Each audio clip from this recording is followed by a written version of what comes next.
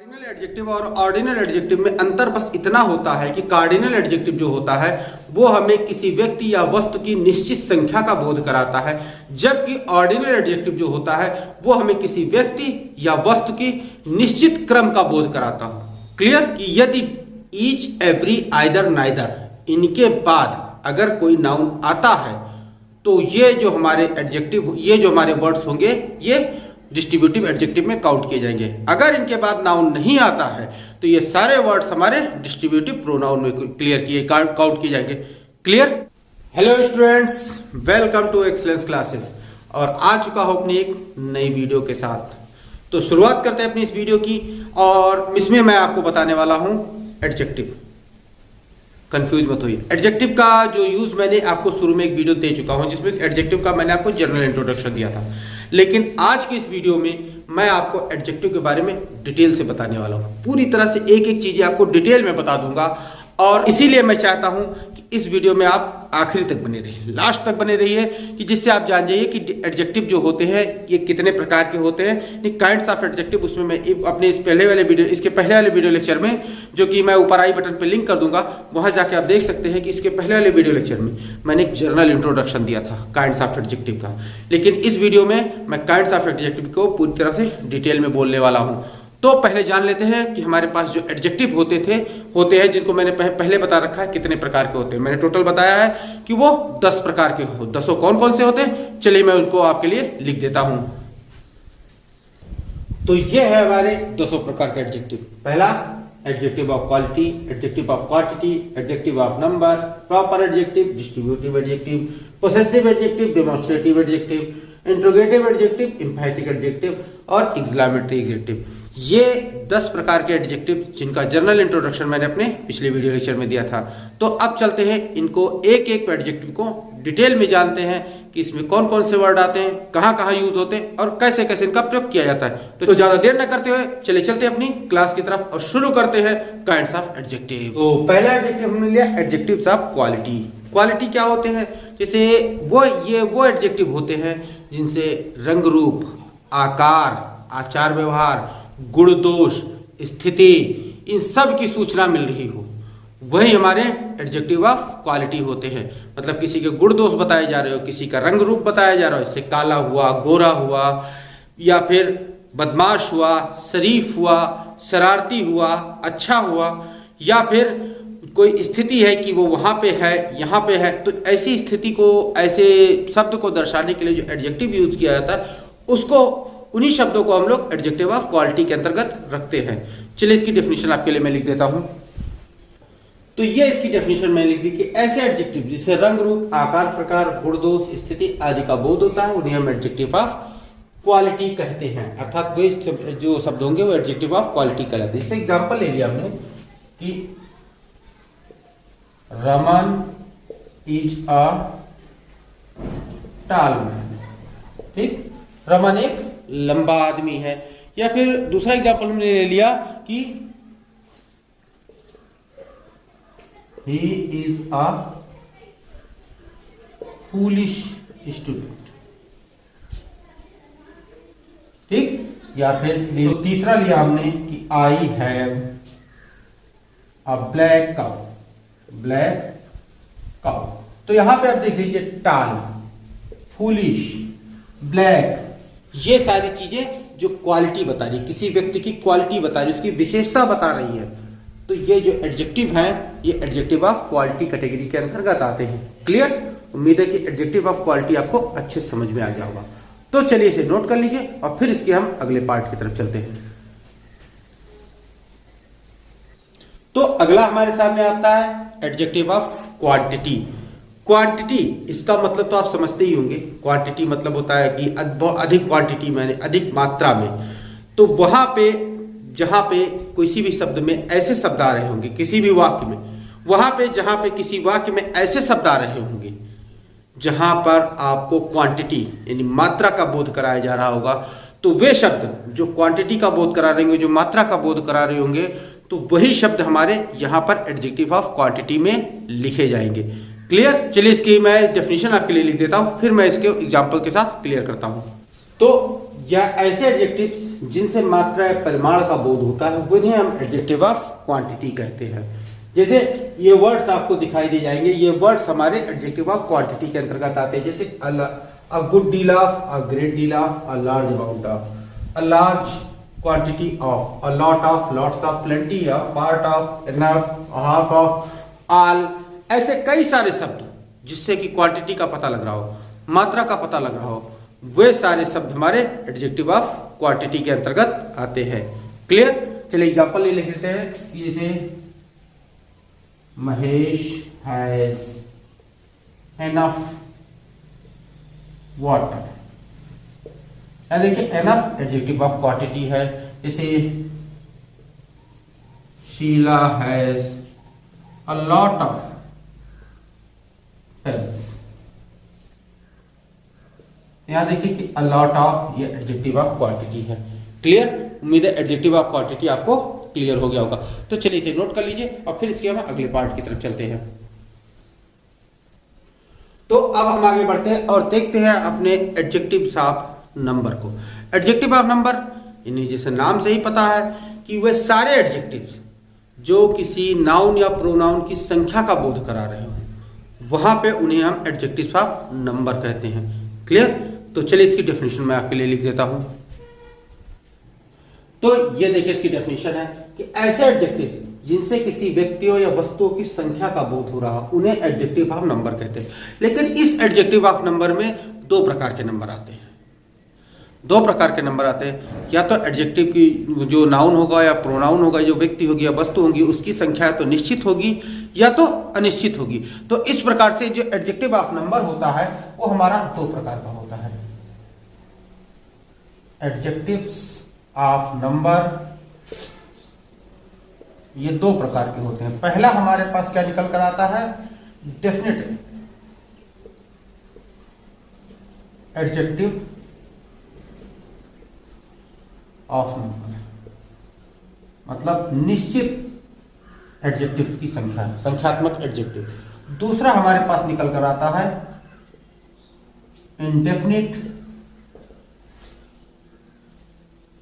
Adjectives of number.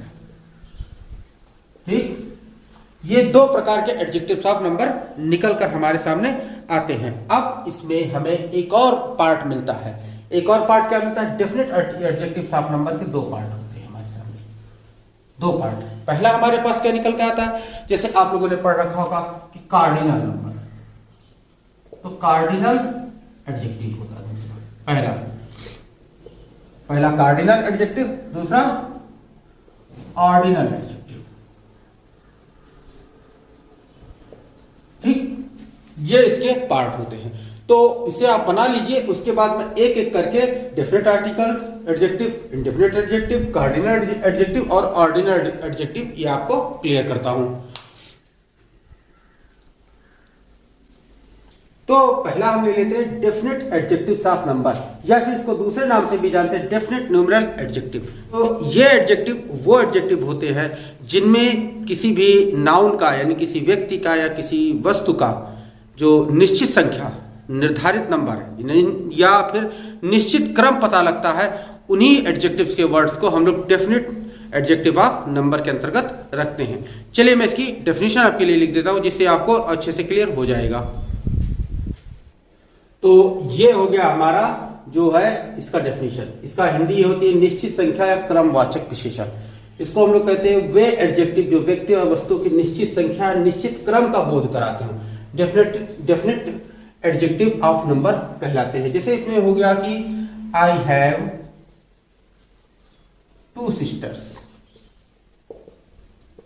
ठीक, या फिर कह दिया गया doctor Rajendra Prasad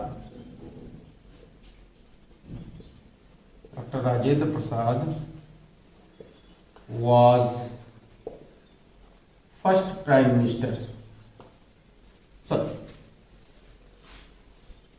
was first president of India। ठीक, यहां पे आप देखिए 2 यानी 2, फर्स्ट, ये हम लोगों को निश्चित क्रम या निश्चित संख्या का बोध कराते हैं। तो इसीलिए इसको हम लोग डेफिनेट एडजेक्टिव ऑफ नंबर कहते हैं। क्लियर? तो चलिए इसे नोट कर लीजिए, फिर इसके दोनों पार्ट्स को क्लियर किए दे रहा हूं आपके लिए। तो अब हम आगे बढ़ते हैं और देखते हैं कि इस डेफिनेट एडजेक्टिव ऑफ नंबर में मैंने आपको याद होगा दो पार्ट लिखाए थे, कार्डिनल एडजेक्टिव्स और ऑर्डिनल एडजेक्टिव्स। कार्डिनल एडजेक्टिव और ऑर्डिनल एडजेक्टिव में अंतर बस इतना होता है कि कार्डिनल एडजेक्टिव जो होता है वो हमें किसी व्यक्ति या वस्तु की निश्चित संख्या का बोध कराता है, जबकि ऑर्डिनल एडजेक्टिव जो होता है वो हमें किसी व्यक्ति या वस्तु की निश्चित क्रम का बोध कराता है। क्लियर? तो चलिए इसका डेफिनेशन और इसके एग्जाम्पल मैं आपके लिए लिख देता हूं, जिससे आपको अच्छे से क्लियर हो जाएगा। तो यहां देखिए कि इन दोनों की जो डेफिनेशन है वो मैंने लिख दी कि निश्चित संख्या का बोध कराने वाले एडजेक्टिव्स को कार्डिनल एडजेक्टिव कहते हैं। जैसे कि he has 4 pens, she has 2 toys, यानी 4 और 2, यानी इसमें जो आपको एडजेक्टिव मिलेंगे 1 2 3 4 5 6 7 8 9 10 इस तरह से नंबर वाले एडजेक्टिव मिलेंगे, वहां पे आपको कार्डिनल एडजेक्टिव लिखना है। और दूसरा हमारे सामने आ जाता है ऑर्डिनल एडजेक्टिव, निश्चित क्रम का बोध कराने वाले एडजेक्टिव जो होते हैं वो ऑर्डिनल एडजेक्टिव कहलाते हैं। जैसे the first chapter of this book is interesting, तो यहाँ पे फर्स्ट दो देखिए ये क्रम का बोध करा रहा है। Next house of this street is mine, अगला घर मेरा, अगला घर जो इस गली का है वो मेरा है, यानी कि ये पहला और अगला, यानी इसमें जो आपको मिलेगा फर्स्ट सेकंड थर्ड फोर्थ इस तरीके से मिलेगा, या नेक्स्ट मिलेगा, या फिर आपको मिल जाएगा इसे first second third fourth fifth इस टाइप के वर्ड्स मिलेंगे, या नेक्स्ट या लास्ट वर्ड मिलेगा। इस टाइप के वर्ड अगर आपको आते हैं तो आप निश्चित ही उस शब्द को उठाकर ऑर्डिनल एडजेक्टिव ऑफ नंबर में लिख सकते हैं। क्लियर? तो चलिए इसे लिख लीजिए और फिर इसके हम आगे बढ़ते हैं। तो अब हमारे पास आता है इंडेफिनिट एडजेक्टिव ऑफ नंबर, अर्थात इसे हम लोग इंडेफिनिट न्यूमेरल एडजेक्टिव भी कहते हैं। इससे हम लोगों को अनिश्चित संख्या का बोध अनिश्चित संख्या का बोध होता है, मतलब किसी भी एडजेक्टिव की अनिश्चित संख्या का बोध होता है। तो चलिए इसकी डेफिनेशन लिख देते हैं, फिर इसको मैं आपके लिए इसका एग्जाम्पल लिखता हूं। तो ये देखिए इसकी डेफिनेशन है कि अनिश्चित संख्या का बोध कराने वाले एडजेक्टिव को इंडेफिनिट एडजेक्टिव ऑफ नंबर कहते हैं। जैसे कि कहा गया कि सम बुक्स आर कॉस्टली, तो यहां पे देखिए सम, ये अनिश्चित संख्या का बोध करा रहा है, किताबों की अनिश्चित संख्या का बोध करा रहा है। इसे सम जो हो गया हमारा ये अनिश्चित यानी इंडेफिनिट एडजेक्टिव हो गया हमारे सामने। या फिर हो गया कि many students are laborious. Clear? तो मैनी स्टूडेंट्स आर लेबोरियस, तो यहां पे आपको देखिए कि मैनी जो होगा यह आपकी जो है अनिश्चित संख्या का बोध करा रहा है, इंडेफिनिट एडजेक्टिव का बोध करा रहा है। तो उम्मीद है कि ये इंडेफिनिट एडजेक्टिव ऑफ नंबर आपको क्लियर हो गया होगा। तो चलिए इसे नोट कर लीजिए और उसके बाद हम चलते हैं इसके अगले पार्ट की तरफ। तो अगला एडजेक्टिव हमें मिलता है प्रॉपर एडजेक्टिव। प्रॉपर एडजेक्टिव वो एडजेक्टिव होता है जो प्रॉपर नाउन से बनता है, यानी प्रॉपर नाउन से बनने वाले जितने भी एडजेक्टिव होते हैं वो प्रॉपर एडजेक्टिव होते हैं। और दूसरी बात ये जान लीजिए कि प्रॉपर एडजेक्टिव जो होगा वो हमेशा कैपिटल लेटर से लिखा जाएगा। चलिए देखते हैं क्या होता है ये। तो चलिए देखिए इसकी डेफिनेशन है कि प्रॉपर नाउन से बनने वाले जितने भी एडजेक्टिव होते हैं वो सारे एडजेक्टिव प्रॉपर एडजेक्टिव कहलाते हैं। जैसे हमारे पास एक प्रॉपर नाउन ले लिया हमने चाइना, इससे बनने वाला जो एडजेक्टिव होगा वो हमारे पास होगा चाइनीज। ठीक, दूसरा प्रॉपर एडजेक्टिव हमने लिया इंडिया, इससे बनने वाला जो एडजेक्टिव होगा हमारे पास इंडियन होगा। ठीक, तो ये देखिए कि इतने सारे प्रॉपर एडजेक्टिव से जो हमने प्रॉपर नाउन से प्रॉपर एडजेक्टिव बनाए हैं। क्लियर? तो एक तरीके से जान लीजिए कि जो किसी देश की नागरिकता दिखा रहे होंगे वो सारे एडजेक्टिव जो हमारे प्रॉपर एडजेक्टिव के अंतर्गत आते हैं। क्लियर? तो चलिए इसे नोट कर लीजिए, फिर इसके अगले पार्ट की तरफ हम आगे बढ़ते हैं। अब आगे बढ़ते हैं और हम लोग पाते हैं पोसेसिव एडजेक्टिव। पोसेसिव एडजेक्टिव यानी पोसेसन, इसके बारे में मैंने आपको केस नाम के टॉपिक में, केस नाम के जो वीडियो लेक्चर मैंने दिया था उसमें मैंने आपको बहुत क्लियरली बता दिया है कि पोसेसिव जो होते हैं वो क्या होते हैं। पोसेसिव मतलब होता है स्वामित्व दिखाना, अपना अधिकार दिखाने वाले जो वर्ड्स होते हैं उन्हीं को पोसेसिव रखते हैं। तो उसी प्रकार से इसमें जो स्वामित्व दिखाने वाले शब्द होते हैं जिनसे पता लगता है कि इसका अधिकार दिखाया जा रहा है तो वो सारे एडजेक्टिव हमारे पोसेसिव एडजेक्टिव के अंतर्गत आते हैं। क्लियर? तो ये इसकी डेफिनेशन में लिख दी कि स्वामित्व का बोध कराने वाले एडजेक्टिव पोसेसिव एडजेक्टिव कहलाते हैं। ये हमेशा नाउन से पहले प्रयुक्त होते हैं। मतलब इस एडजेक्टिव की सबसे विशेष बात ये होती है कि ये सर्वदा हमेशा ये नाउन से पहले ही प्रयोग किए जाते हैं। जैसे कहा गया कि दिस इज योर पेन, ठीक है, या फिर इट वॉज माई हाउस, ठीक, ये मेरा घर था या यह कलम तुम्हारी है। तो ये तुम्हारी और मेरा ये पोसेसिव एडजेक्टिव के अंतर्गत आते हैं। और ये देखिए हाउस और पेन ये दोनों नाउन है और इनसे पहले प्रयोग किए गए हैं। क्लियर? तो उम्मीद है कि पोसेसिव एडजेक्टिव आपको समझ में आ गए होंगे। तो अब हम आगे बढ़ते हैं, अपने डिस्ट्रीब्यूटिव एडजेक्टिव की तरफ आते हैं। डिस्ट्रीब्यूटिव एडजेक्टिव हम उन एडजेक्टिव्स को कहते हैं जो दो या दो से अधिक यानी कई सारे लोगों में अगर प्रत्येक के लिए या हर एक का बोध कराने वाले जो शब्द होते हैं वही हमारे डिस्ट्रीब्यूटिव एडजेक्टिव होते हैं। और मुख्यतः डिस्ट्रीब्यूटिव एडजेक्टिव चार ही होते हैं, ईच, एवरी, आइदर, नाइदर। ये चारों डिस्ट्रीब्यूटिव एडजेक्टिव हमारे होते हैं। हाँ, एक बात आपको ध्यान रखना जरूरी है कि यदि ईच, एवरी, आइदर, नाइदर इनके बाद अगर कोई नाउन आता है तो ये जो हमारे एडजेक्टिव, ये जो हमारे वर्ड्स होंगे ये डिस्ट्रीब्यूटिव एडजेक्टिव में काउंट किए जाएंगे। अगर इनके बाद नाउन नहीं आता है तो ये सारे वर्ड्स हमारे डिस्ट्रीब्यूटिव प्रोनाउन में काउंट किए जाएंगे। क्लियर? तो ये आप ध्यान रखिएगा कि ईच, एवरी, आइदर, नाइदर के बाद अगर आपको नाउन मिल रहा है तो ये हमारे डिस्ट्रीब्यूटिव एडजेक्टिव है।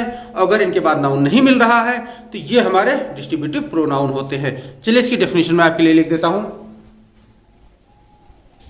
तो यहां इसकी डेफिनेशन में लिख दी कि दो या दो से अधिक व्यक्तियों या वस्तुओं में से प्रत्येक या एक का बोध कराने वाले शब्दों को डिस्ट्रीब्यूटिव एडजेक्टिव कहा जाता है।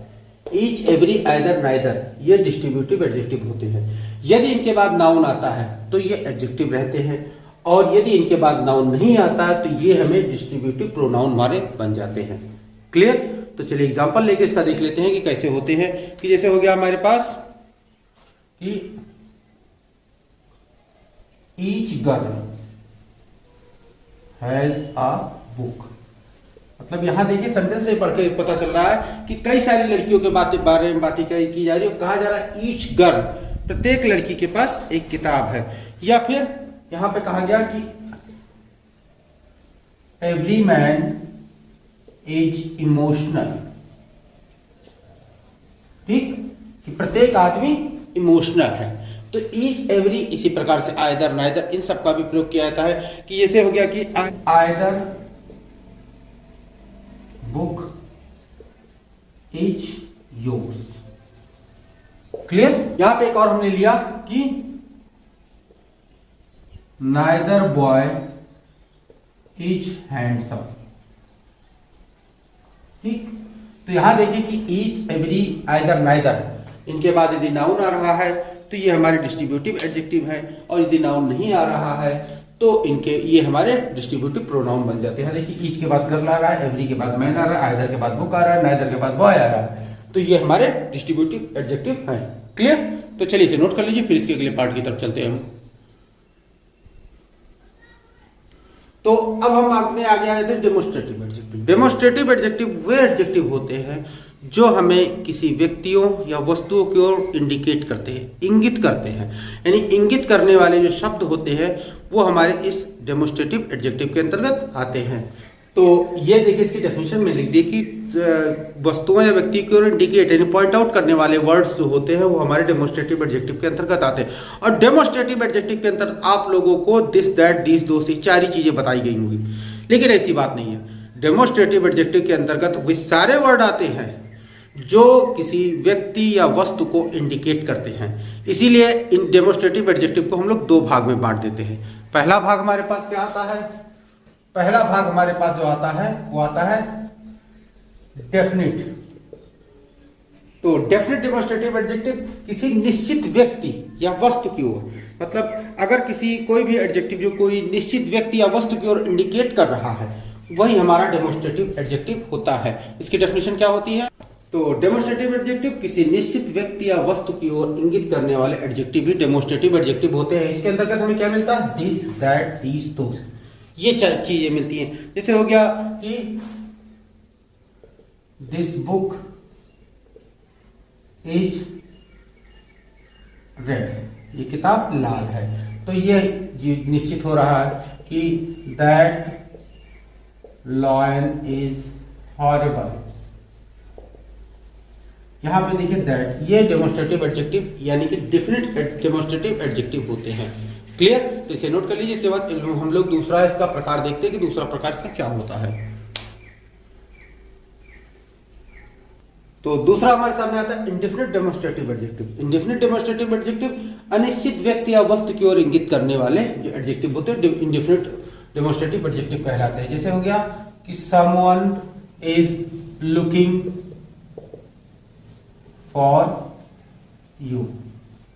ठीक है, ध्यान देखिए समवन, ये सम वर्ड जो है इंडेफिनिट है। ठीक, समवन इंडेफिनिट डेमोस्ट्रेटिव एडजेक्टिव है। ये अनिश्चित व्यक्ति या वस्तु की ओर इशारा कर रहा है कि यहां पे आ गया कि you met a certain person here yesterday.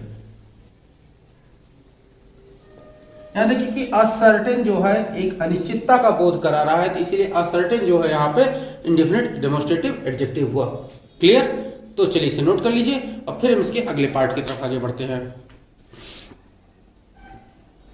तो अगला पॉइंट हमारे सामने आता है इंट्रोगेटिव एडजेक्टिव। इंट्रोगेटिव एडजेक्टिव हम लोग उन एडजेक्टिव्स को कहते हैं जिनका प्रयोग हम लोग प्रश्न पूछने के लिए करते हैं। यानी प्रश्न पूछने के लिए किए जाने वाले जितने भी एडजेक्टिव होते हैं वो हमारे इंट्रोगेटिव एडजेक्टिव होते हैं। हाँ, एक चीज आपको हमेशा से बताता रहा हूं, ये ध्यान रखिए कि एडजेक्टिव के बाद हमेशा नाउन आता है। अगर ये जितने भी काइंड मैंने बता रखे हैं, इन काइंड में एडजेक्टिव के बाद आपको नाउन दिखाई देगा। यदि एडजेक्टिव के बाद आपको नाउन नहीं नजर आता है तो आप ये जान लीजिए कि वहां पर आपको वो प्रोनाउन बन जाएगा। क्लियर? चलिए इसे नोट कर लीजिए। इसके बाद हम लोग इसके अगले पार्ट की तरफ आगे बढ़ते हैं।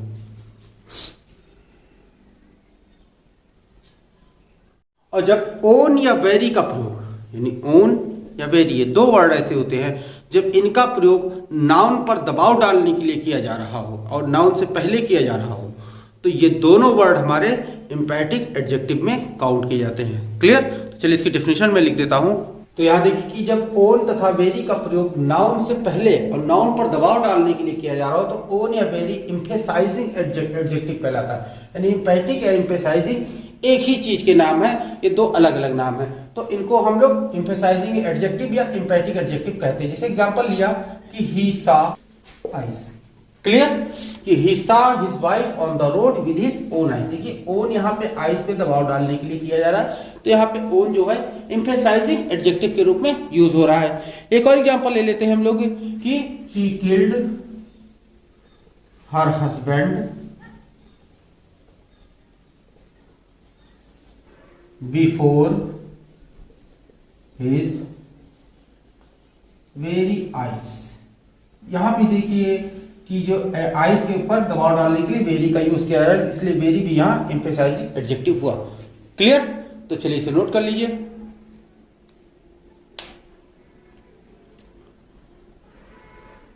तो अब हम लोग अपने आखिरी काइंड की तरफ आ चुके हैं। आखिरी काइंड हमारे सामने आता है एक्सक्लेमेटरी एडजेक्टिव। एक्सक्लेमेटरी एडजेक्टिव जो होता है कि उसमें केवल एक शब्द होता है, व्हाट। व्हाट जो इंट्रोगेटिव एडजेक्टिव से निकलकर एक्सक्लेमेटरी एडजेक्टिव में भी आ जाता है, और व्हाट का प्रयोग यहाँ आश्चर्य व्यक्त करने के लिए किया जाता है। जब भी व्हाट का प्रयोग किसी भी वर्ड में आश्चर्य व्यक्त करने के लिए किया जा रहा हो और व्हाट के बाद कोई नाउन आ रहा हो तो वहां पे व्हाट हमारा एक्सक्लेमेटरी एडजेक्टिव हो जाता है। क्लियर? तो चलिए इसकी डेफिनेशन मैं आपके लिए लिख देता हूं। तो यहां पे इन सेंटेंसेस में देखिए कि व्हाट का प्रयोग आपको एक्सक्लेमेटरी यानी आश्चर्य व्यक्त करने के लिए किया जा रहा है, इसलिए व्हाट यहां पे एक्सक्लेमेटरी सेंटेंस एक्सक्लेमेटरी एडजेक्टिव के अंतर्गत आता है। क्लियर? तो चलिए इसे नोट कर लीजिए। तो स्टूडेंट्स, इसी के साथ आज का वीडियो लेक्चर समाप्त किया जाता है। उम्मीद है इस वीडियो लेक्चर में मैंने जितने भी एडजेक्टिव के काइंड बताए हैं, जितने भी एडजेक्टिव के पार्ट बताए हैं, वो आपने अच्छे से लिख लिया होगा और समझ भी लिया होगा, और आगे चल के उसकी प्रैक्टिस करें तो आपको वो एडजेक्टिव आपके लिए कभी भी दिक्कत का कारण नहीं बनने वाला है। तो यदि वीडियो लेक्चर आपको अच्छा लगा हो तो आप इसे खूब दबा के लाइक कीजिए और खूब शेयर कीजिए, क्योंकि यदि आप लाइक करते हैं तो मेरा भी मोटिवेशन बना रहता है, मैं भी आपके लिए अच्छे अच्छे कंटेंट लेकर आता रहता हूँ। तो वीडियो यदि अच्छा लगा हो तो लाइक कीजिए और चैनल को सब्सक्राइब नहीं किया है तो अभी सब्सक्राइब कर लीजिए, क्योंकि एडजेक्टिव अभी यहाँ खत्म नहीं होने वाला। इसमें बहुत सारे पार्ट एडजेक्टिव के हैं, अभी कई सारे वीडियो लेक्चर आने वाले हैं जो कि एडजेक्टिव के ऊपर बनने वाले हैं। मैं आपको एडजेक्टिव का जो डिग्रीज कंपैरिजन है उसका भी यूज सिखाऊंगा, एडजेक्टिव का और कहाँ कहाँ यूज किया जाता है ये बताऊंगा। तो आप इस चैनल को सब्सक्राइब करके रखिए और साथ ही साथ बेल नोटिफिकेशन को ऑन कर दीजिए, जिससे मेरे आने वाला जो वीडियो है उसकी नोटिफिकेशन आप तक सबसे पहले पहुंच जाए। तो मिलते हैं अपने नेक्स्ट वीडियो लेक्चर में। Till then stay tuned with our channel, keep watching, keep learning, take care, thank you and bye.